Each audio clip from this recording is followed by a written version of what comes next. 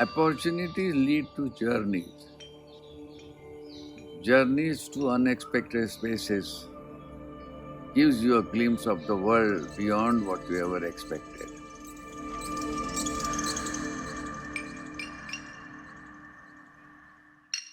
For Vijay, on my table, sitting on my table, drawing the millionaires building in section, suddenly raised one question. Doshi, I have seen birds flying through your houses. And he drew a bird outside the one side, east side, and the west side. He drew another bird and he says the bird has flown through the house. Houses are open, the wind goes through. And that was the time I realized that the buildings are not only enclosed boxes, but they are the elements like us, open and enclosed and closed. And that time I realized that static building is in fact a living entity.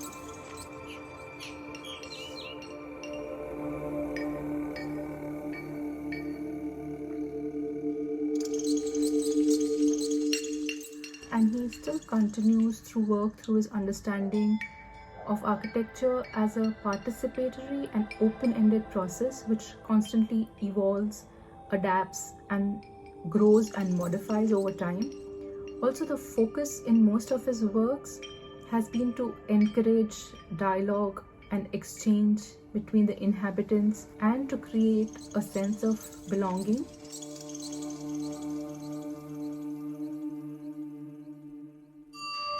So all my buildings, I always look at it as if they're my friends, my family, and I have a conversation with them. And thus I create niches and staircases and openings and gardens, as if I'm conversing with them and the life continues. That idea extended into many of my buildings that culminated into the housing for the poor as well as income houses.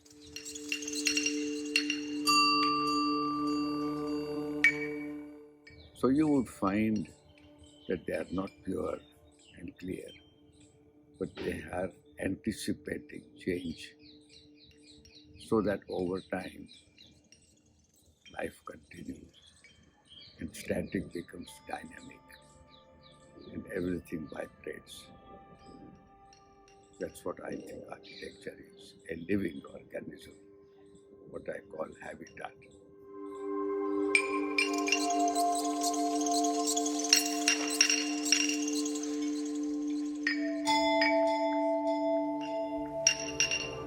Every culture has its own ways of expression.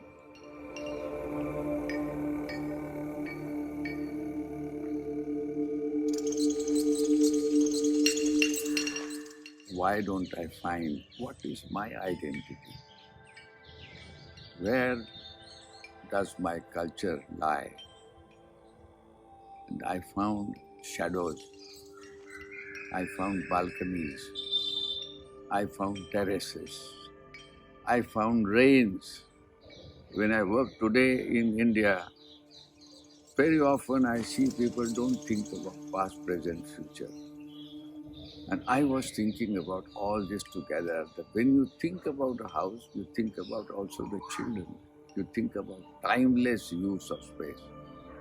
I realize that nothing is complete. I realize that everything changes, everything modifies, and everything has something to say.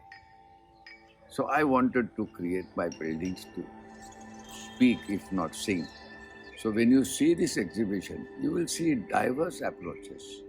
You will see diverse characteristics, different styles. They all have happened because of circumstantial situation. It is not one style, but it is the exploration of space, exploration of structure, light. Architecture is life. Architecture is an extension of life and living. So it doesn't need to be theoretically or structurally rigid, but it can add on.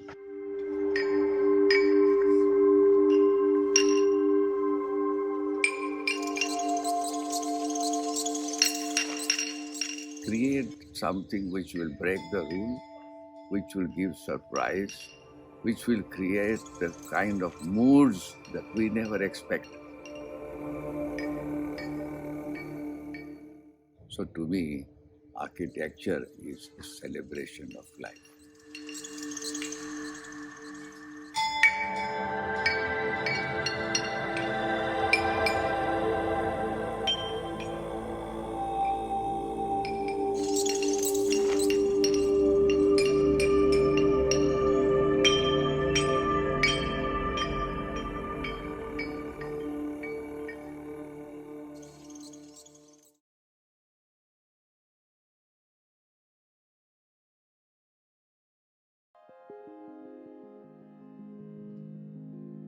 I've had the privilege of being invited by Rightwood 659 to participate in the Architecture for the People exhibit of Balkrishna Doshi's work.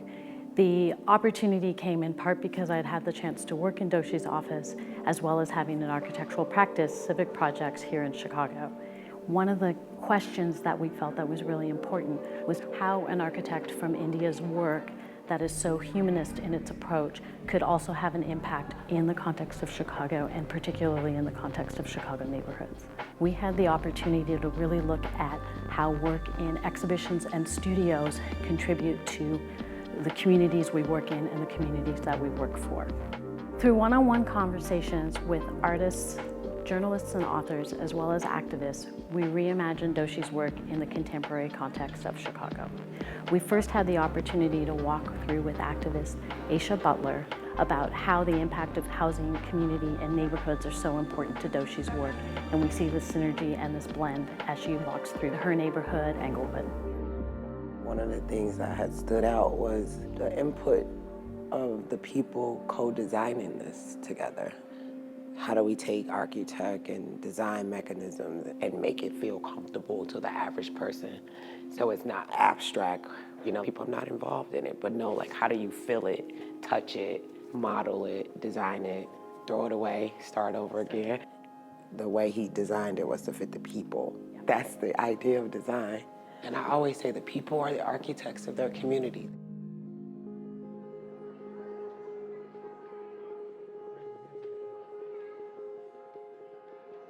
He learned with some of the modernist architects, and then 1947 was the partition in India. So he's kind of like the father of making that identity of new architecture, right? You've been ruled for hundreds of years, and how do you create a new identity? And you'll see political change and social change happening in India, and then there's your work here. And even though they're at different moments of time, there's so much overlap and reflection of the issues at stake and the sort of the humanist aspects of his work.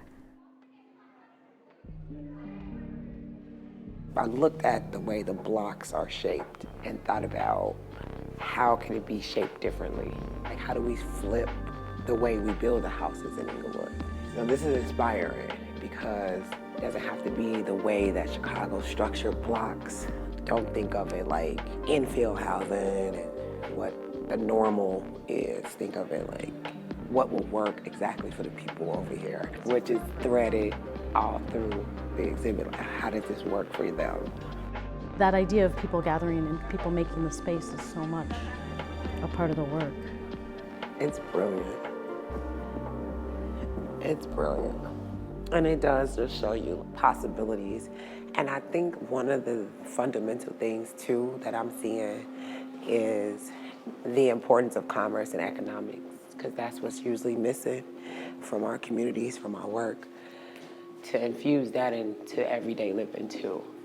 And the Eastern world is just a part of who they are.